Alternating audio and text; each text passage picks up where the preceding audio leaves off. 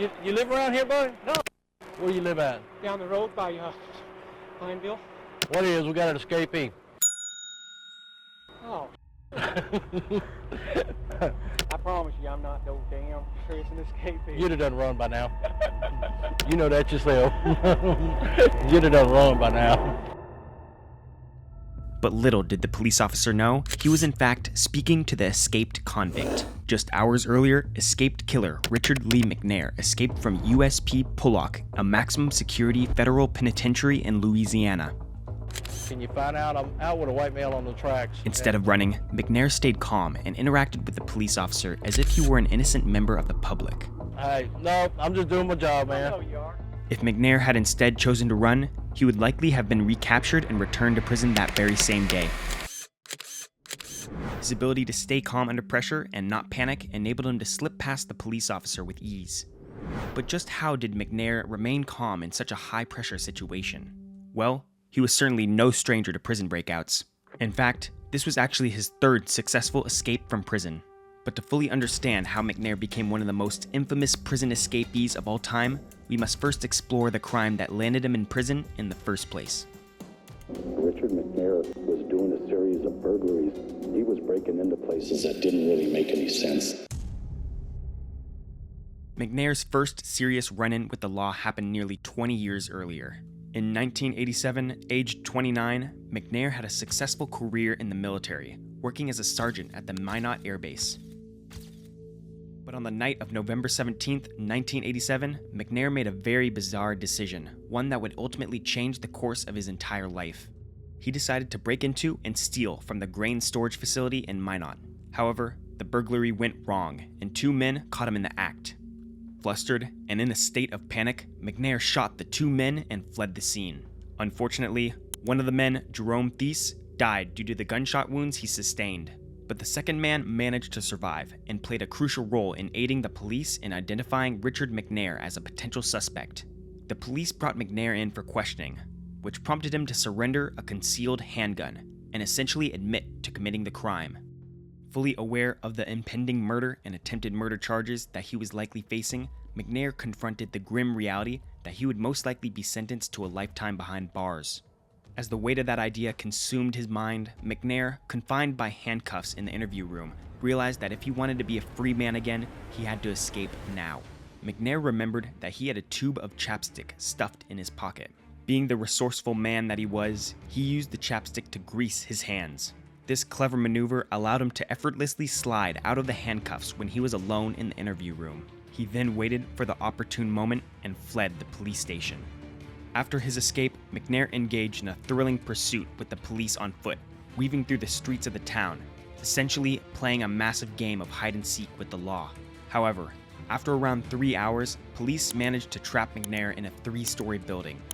Cornered and surrounded, there wasn't much he could do, but instead of just giving himself up, he jumped from a window on the 3rd floor of the building and aimed for a tree below.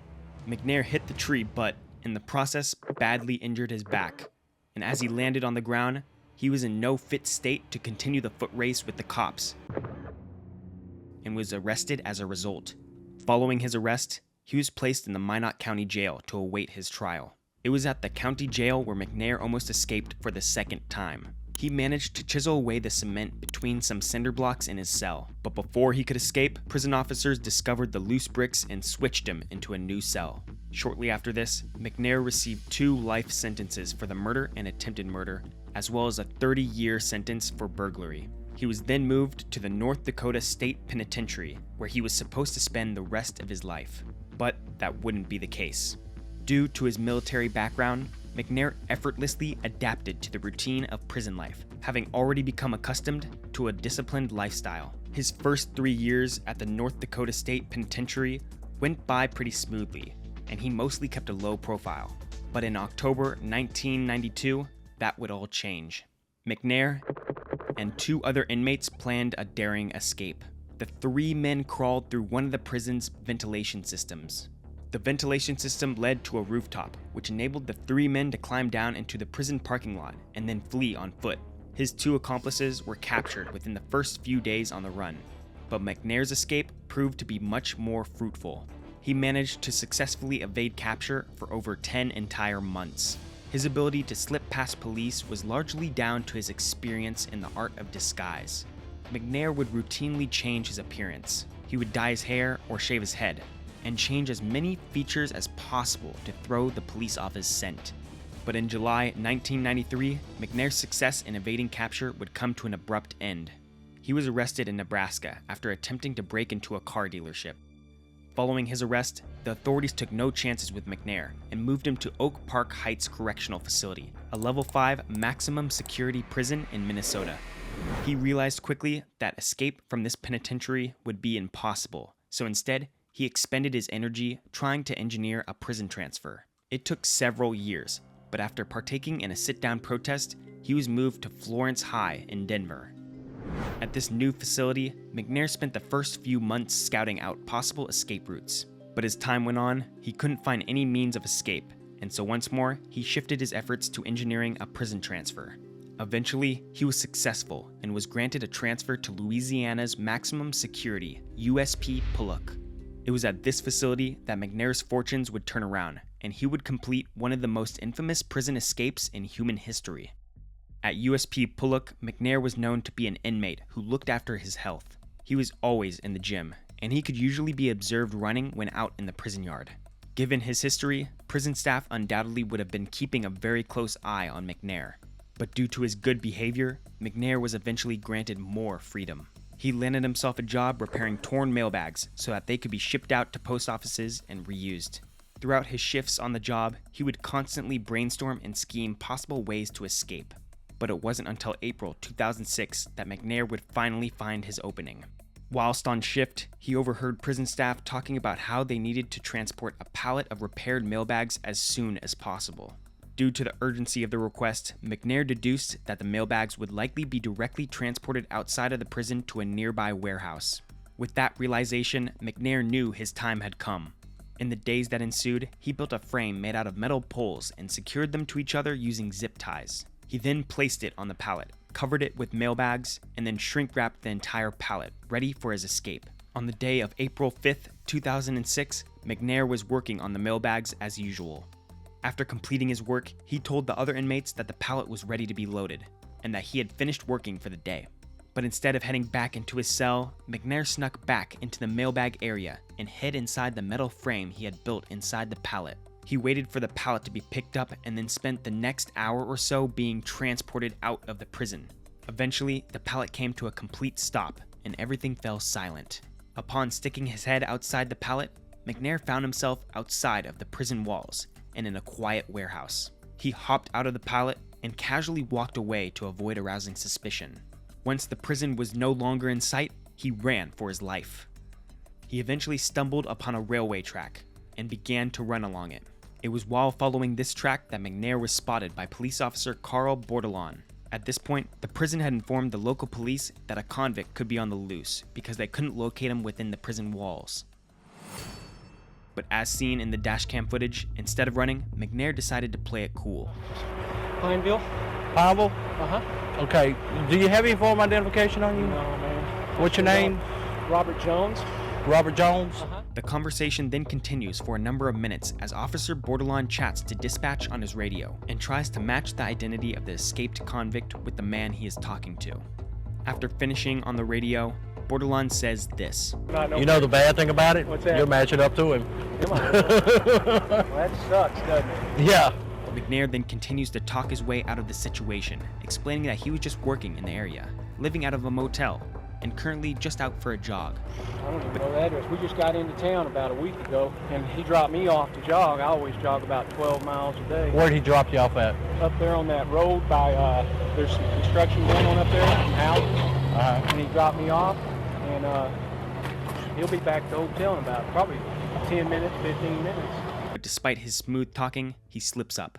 What's your name again? Jimmy Jones? McNair says his name is Jimmy Jones, but just 5 minutes earlier, he stated his name was Robert Jones. Luckily for him, the officer didn't notice the slip-up, and he was able to continue to smoothly talk his way out of the situation. Eventually, Officer Bordelon is satisfied that McNair isn't the escapee and lets him go. Just call. You got a cell phone with you? No, hell no. I don't even have a cell phone or anything. Just call 911 is all you got to do, and they'll get a hold of us. All right. That's our quick line there. Have a good day now. Be careful, buddy. Thank you. All right. This massive blunder by Officer Bordelon would spark an international manhunt for McNair that would last well over a year. Following his escape, McNair was placed on the list of America's top 15 most wanted criminals and was featured on the TV show America's Most Wanted more than a dozen times. But despite his face now being plastered in every household in the nation, police struggled to pin him down. Their first breakthrough came after Canadian police found a stolen car with McNair's fingerprints inside and a camera full of selfies he had taken. To combat the police now being aware that he was in Canada, he stole another car, drove back into the US through Washington, and then traveled to Minnesota and re-entered Canada. This confused police massively and drew attention away from Canada, enabling McNair to stay under the radar. To support himself financially, McNair would steal cars and cash from car dealerships. He had once worked at a dealership and knew how to steal cars without anyone even noticing. He would usually drive the cars for a couple weeks, sell them, and then steal a new one. McNair would constantly stay on the move, making it hard for authorities to locate. He even had a laptop feeding him all the news regarding himself so that he could stay one step ahead of whatever the police were planning. Eventually though, McNair's luck would run out. On October 24, 2007, in New Brunswick, Canada, an off-duty cop called Dan Melanson spotted a white van with homemade tinted windows parked in a parking lot. He thought the van looked slightly suspicious and possibly stolen, so he noted down the license plate and then reported it. The next day, Constable Stephen Gagnon, a 6-week rookie, spotted McNair's van by chance in the downtown area. After a low-speed pursuit, McNair was apprehended and taken into police custody.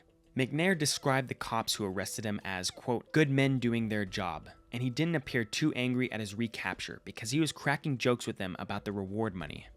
Following his arrest, McNair was sent to a maximum security prison in New Brunswick, while awaiting extradition to the United States. Upon being extradited, US authorities took no chances and decided to house McNair at ADX Florence.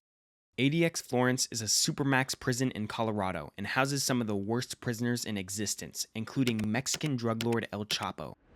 McNair has spent the last 16 years of his life in a 12 by 7 foot concrete cell at the facility.